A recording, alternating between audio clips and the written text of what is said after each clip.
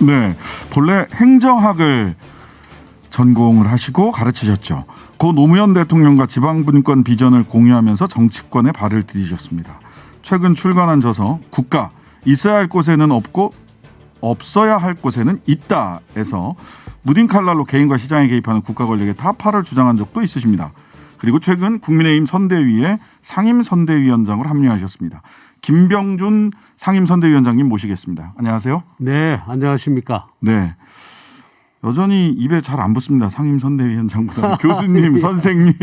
예, 이제 사실 선생님이라는 호칭이 제일 네, 좋은데 네. 뭐 통상 교수님, 네. 교수 이렇게 많이 부르고요. 네. 제일 먼저 이것부터 좀 여쭤볼게요. 한 뭐 2, 3개월 정도 된 걸로 아는데요. 국가 있어야 할 곳에는 없고 없어야 할 곳에는 있다. 예. 이 책의 핵심적인 주장이 무엇인지 그거부터 먼저 좀 여쭙겠습니다. 그러니까 이제 시장이나 시민사회에 대해서 국가의 개입이 너무 크다. 너무 심하다. 그래서 개인의 자유권을 좀 높이 인정해주고 또 기업의 어떤 자율적인 경영 책임 같은 것을 좀 높이 인정해줘서 네네. 우리 그 성장의 동력으로 삼자. 네. 그리고 곳곳에 보면 국가의 규제 때문에 우리 사회가 제대로 못 움직이는 이런 내용들이 많이 들어 있습니다. 그러나 다른 한편으로는 네. 이렇게 자유주의 체제, 소위 이제 자유시장 경제나 자유시민사회를 이렇게 강조하다 보면 네. 실제 이제 경제력 격차, 잘 살고 못 사는 사람들의 격차가 더 커질 수도 있고 네. 약자가 보호받지 못할 수도 있거든요. 그래서 공정한 질서를 확립하는 것, 네. 그리고 복지와 사회 안전망을 통해서 그 약자를 보호하고 또 그분들이 다시 일어설 수 있는 기회를 만들어주는 것. 이런 부분에서는 오히려 국가가 적극 개입해야 되는데 우리 사회는 오히려 반대다. 그런 그 복지나 사회비 지출 같은 데서는 국가가 약하고 오히려 그 국가가 개인의 자유, 개인이나 기업의 자유를 더 허용해야 될 때는 오히려 국가가 더 개입하고 그래서 국가가 있어야 할 곳에는 없고 없어야 할 곳에는 있다. 뭐 이런 이야기들입니다. 그래서요. 예. 그 추가로 제가 질문 드리려고 진짜 딱 국가가 있어야 할 곳, 정말 국가가 없어야 될 곳. 예. 그러니까 이제 예를 들어서 이렇습니다. 우리 지금 뭐 지금 우리 코로나 가지고 이제 지출을 한다든가 뭐 이런 부분에는 당연히 국가가 개입을 해야 되죠. 네. 그 다음에 이제 약자 보호 이런 데는 국가가 반드시 있어야 되고요. 그러니까 어려운 사람들 보살펴야죠. 또 자립할 수 있도록 도와줘야 되고. 그런데 보면 이게 상당히 그 교육 부분이라든가 이런데 그냥 놔둬도 되는데 그냥 개입한단 말이에요. 예를 들어서 이번 정부 같은 경우에도 무슨 뭐 결국은 못하고 말았습니다만은 뭐 방송을 갖다가 하는데 여기 방송이니까 말씀드립니다만 먹방 방송하는 것을 무슨 규제를 해야 되겠다. 심지어 뭐 소주 광고를 하는데 그 광고 모델을 갖다 규제를 해야 되겠다. 왜 그러냐 그러니까 무슨 그 먹방 방송 보면은 사람들이 너무 많이 먹어서 그러고 소주 광고에 뭐 아주 그 젊은 여성이 나오면은 그 소주를 많이 먹어서 그런데 이게 국민을 너무 우습게 보거든요. 그러니까 그런 부분에서부터 기업이 충분히 자기들 채권자, 채무자나 투자자한테 책임져야 될 것을 검찰한테 책임지게 만들고 이런 것들이 많죠. 네. 질서자유주의 뭐 이 정도쯤 되는 건가요? 과거에 그것도 잣대일 수는 있겠습니다만. 그래서 좀 우리가 그 개인이나 기업의 자유권을 좀 인정해 주자. 왜냐하면 대한민국 국민들 훌륭한 국민이고 위대한 국민들인데 이 위대한 국민들이 자기 역량을 다 발휘할 수 있도록 좀 풀어주자. 자꾸 이렇게 무슨 교육 부분부터 말하자면 교과 과정을 이렇게 해서 이렇게 가르치라 그러지 말고 부모들이 좀 원하는 방향으로 가르치도록 학교의 자율성도 좀 부여하고.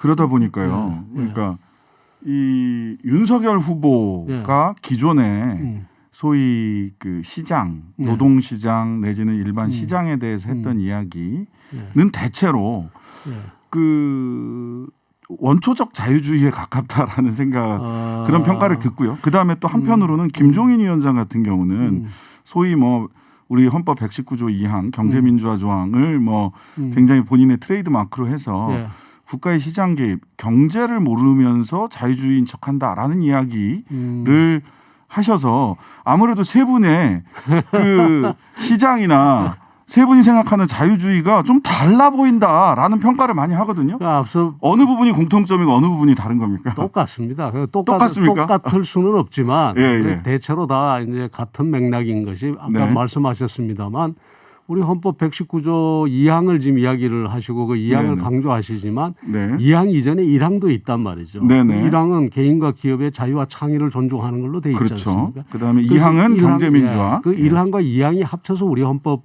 119조가 되고 또 우리 헌법 정신이 되는 건데 네네. 2항을 강조한다고 해서 1항을 무시하는 게 아니고 네. 1항을 강조한다고 해서 2항을 무시하는 건 아니거든요. 네네. 그리고 윤석열 후보도 마찬가지로 뭐 지금 자유주의 아주 근본적인 자유주의라고 이야기를 하셨습니까? 그런데 이분 역시도 마찬가지로 그 약자 보호라든가 그다음에 특히 그 분배 정책이라든가 이런 데 대해서 관심이 많거든요. 그런데 이제 네. 죄송합니다만 네. 관심이 많다라고 하는 거는 이제 본인이 그렇게 주장할 수 있으나 기존의 말씀은 말하자면 그 뭐 52시간제 이야기라든지 뭐 오해다라고 하던데 120시간 이야기, 최저임금제 네. 얘기, 네.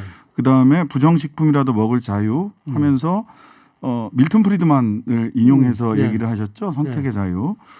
이게 사실은 극단적인 자유주의라고 할 수 있을 텐데 그 부분은 그런데 아무래도 우리 김병준 위원장님 생각과는 조금 결이 다를 것 같아서 이걸 어떻게 조화시켜 갈지가 아닙니다. 굉장히 궁금합니다. 왜 아니라고 제가 이야기를 드리는가 하면은 네. 예를 들어서 부정식품에 관한 것도 마찬가지죠. 우리가 부정식품 먹으라 뭐 이게 아니고 네. 부정식품에 대해서 국가 규제가 풀어지면은 당연히 그다음에 그것이 이 학부형이라든가 부모라든가 이런 분들이 가만히 있질 않죠. 그럼요. 그러니까 당연히 국가 규제 대신에 사회적 규제가 그걸 대체하고 나오게 돼 있는 거고요. 사회적 규제. 예, 사회적 규제나 그래서 우리 사회의 자율적인 질서가 이제 자리 잡게 되는 거고 그다음에 네.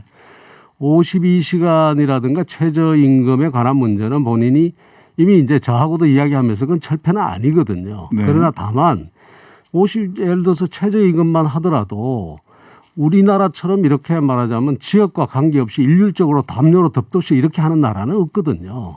다 말하자면 지역에 따라서 편차를 두고 다 있는 건데. 그러면 지금 말씀하신 거는 지역이나 직군에 따라서 최저임금 차등 적용. 지역에 따라서 말하자면 네. 우리가 꼭 차등을 적용하는 게 아니라 현실이 네. 예를 들어서 최저임금 같으면 그야말로 최저 생계비라든가 이런 것을 보장하고 여러 가지 이렇게 사는데 아니 강원도하고 예를 들자면 뭐 서울에 하고 생활비 자체가 다른데 네. 서울은 좀 더 줄 수도 있는 거고 그다음에 뭐 저 지역은 예를 들자면 또 생활비가 싼 데서는 조금 낮출 수도 있는 거고 말하자면 이런 편차가 있을 수 있는데 네. 우리는 이제 그런 것 없이 이제 덮어버리듯이 하니까 현장의 목소리를 너무 무시하는 거 아니냐라는 이야기를 하신 거지. 네. 이걸 뭐 가서 뭐 철폐라든가 이런 이야기는 아니거든요. 네. 아니 뭐 최저임금이 있는 이유가 최저임금선 이하로도 돈을 받고 그러니까 목구멍이 포도청이니까 그렇게 일할 사람은 사실 뭐 실업자들 중에는 꽤 많이 있을 수 있어서 그분들의 생명권이나 건강권이나 이런 걸 그럼요. 생각을 하면 국가가 최저임금을 정하는 이제 당연히 이제 그래서 보면 대부분의 국가가 최저임금을 정하는데 지역의 자율성을 좀 부여하고 네. 있거든요. 그 각 지방에 따라서 좀 더 줄 수도 있고 뭐 그래서 지금 미국만 하더라도 캘리포니아 지역이 상당히 높지 않습니까? 네, 높습니다. 이제 예. 그러니까 이제 그것도 거기에 대해 상대적으로 낮은 지역도 있고 그래서 지방 정부의 자율성을 좀 주는데 네. 우리는 그게 없거든요. 네. 알겠습니다. 어쨌든 지금 겉으로 드러난 것으로는 지금 언론은 네. 세 분의 경제관이 조금씩 시장에 대한 생각이 좀 다르다 이렇게 평가를 하고 있어서 뭐 같을 수는 없겠죠. 누구나 네. 저 학자들 간에도 똑같은 선생님한테 배워도 조금씩 다른 생각을 네. 하는 거고 그러나 네. 전체적으로 보면 네. 한편으로는 뭐 저 아까 말씀드린 것처럼 네. 119조 2항을 좀 더 강조하고 그런 또 정도 한편으로는 차이다. 119조 1항을 더 강조하고 예, 예. 119조 1항 강조와 2항 강조 정도의 차이다. 예. 그다음에 최저임금 같은 경우는 어쨌든 지금 뭐 정책을 총괄하시는 예. 쪽이라서 최저임금 같은 경우는 지역별, 업종별 차등까지도 이야기하시는 분들이 계신데 지역별 차등 정도는 자율성을 줘야 된다. 저는 말하자면 차등을 둬야 된다가 아니라 네네. 꼭히 제가 말씀을 드리자면은 지방 정부의 의견도 좀 받고 예. 좀 자율성을 지역 단위에서의 자율성을 주는 것이 중요하다. 그러면 더 높일 수도 있고 뭐 조금 줄일 수도 있고 그럴 수 있겠죠. 그래서 너무 국가가 이렇게 획일적으로 이렇게 다 정하는 것은 과연 이게 옳으냐. 아마 지방정부의 조도 거의 비슷하게 나올 겁니다. 네. 그러나 자율성을 인정하는 것 그것이 중요하다는 말씀을 드립니다. 네. 자, 저는 뭐 그 차이가 많은 부분들에서 이제 어떻게 해소되는지를 좀 지켜봐야 되겠다 하는 생각을 하고 있고요. 다른 뭐 그 것들보다도 그 부분이 좀 매우 중요하다라는 생각이라서 자, 현안에 대해서도 상임 선대위원장님이시니까 현안에 대해서도 몇 가지 여쭙겠습니다.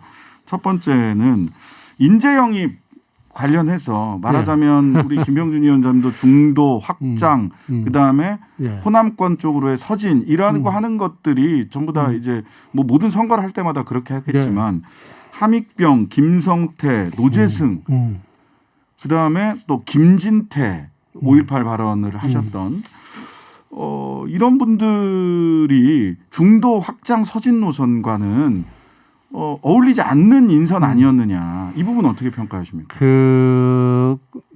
솔직히 말해서 정당이 뭐 좀 민주당이든 국민의힘이든 간에 인사 검증을 하는 데는 한계가 있습니다. 사실. 네.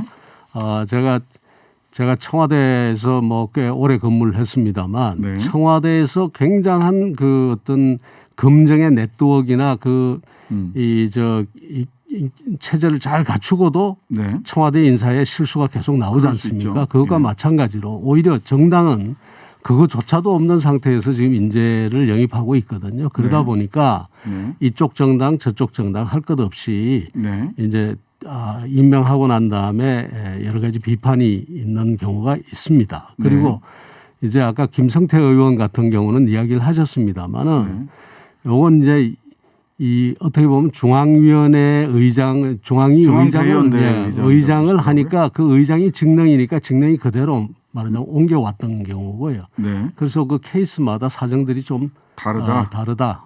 그렇게 이야기를 드립니다. 자, 오늘 윤희숙 전 의원 중용하고 그다음에 부친의 기자 매수 시도 논란으로 국민의힘 탈당했던 전범민 의원도 최근에 복당해서 선대위 본부장 맡았습니다.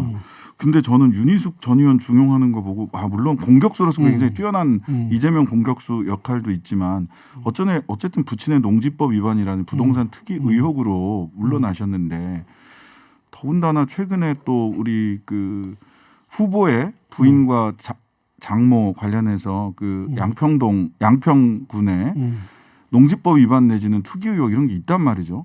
묘하게 그런 시기에 이렇게 그 중용하신 거죠. 그러니까 여긴 뭐 인재영입이라고는 중용한 것이 이게 부담이 되지 않을까라는 걱정을 하는 언론도 있습니다. 어떻습니까? 이제 부담이 된다고 하시는 분들도 있겠지만 또 한편으로는 의원직을 그만둘 때 그 용기라든가 그런 것도 또 사는 분들도 있거든요. 왜냐하면은 그것이 본인의 것이 아니고 그 이제 일종의 부친의 것이었단 말이죠.